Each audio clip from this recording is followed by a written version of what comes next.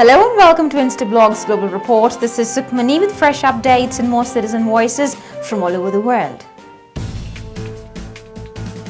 Stories for the day are: Somali insurgent Islamic groups move to annex parts of northeast Kenya. Panic spreads as swine flu epidemic spreads in Mexico. Kenya steps up surveillance to fight the deadly flu pandemic. And Iraq demands official apology for US raid and breach of the pullout agreement.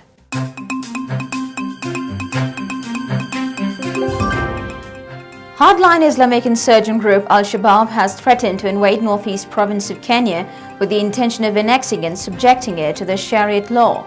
CJ Rose Wangui from Kenya says that the abduction of Kenyans from the border town of Mandera was a part of the wider scheme to stir the Kenyan aggression. This is Rose Wangui, a citizen journalist from Kenya, reporting on Instablogs. Al-Shabab militiamen in Somalia have threatened to invade northeastern province of Kenya with the intention of annexing and subjecting it to Sharia law.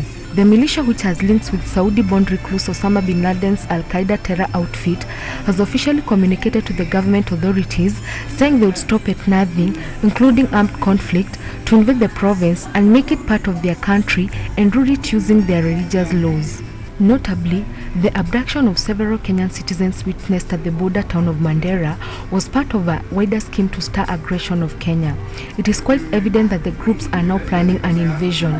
The threat has been compounded by the locals who purchase small firearms from the strife-torn country, which are likely to aid in the incursion.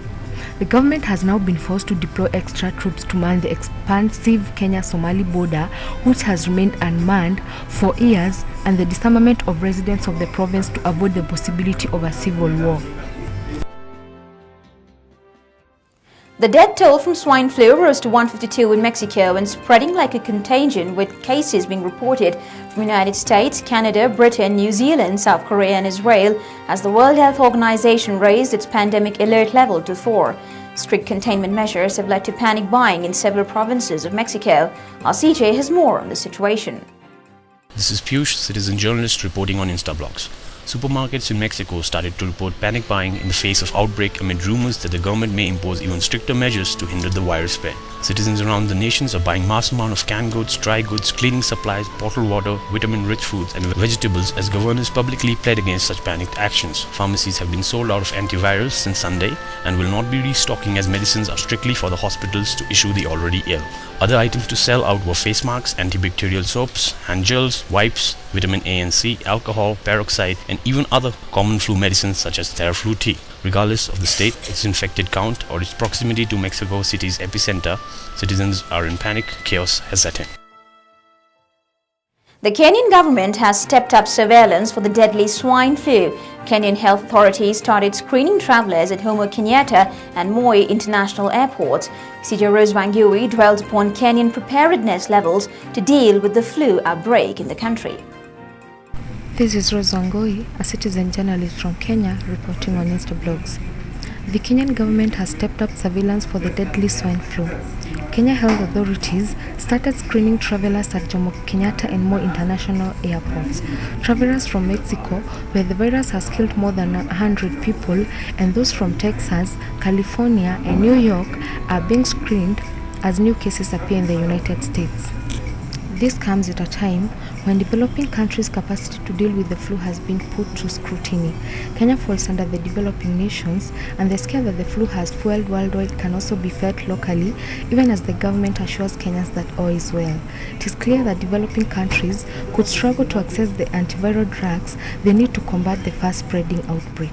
Advance agreements and other deals securing medicines for wealthy governments could drain the global supply chain of effective medicines. Health experts have it that preparedness levels in middle-income and lower-income countries remain low. Therefore, it is likely that this flu outbreak will also be a test for global solidarity. The Iraqi government has condemned what it calls unacceptable breach of status forces agreement after 2 civilians lost their lives in US raid in the southern city of Kut. CJ Wad Abu Zurek tells us about the angry reactions triggered by the raid amongst the local people. This is Wad Abu Zurek reporting for the Instablogs from Jordan. An American raid on an Iraqi house resulted in the death of a man and his wife. US Army claimed that the raid targeted Iranian-backed Shiite militants and was approved by Iraqi forces. This raid has triggered angry reactions in Iraq, as relatives of those killed said that they were pressing charges in order to bring those responsible to justice.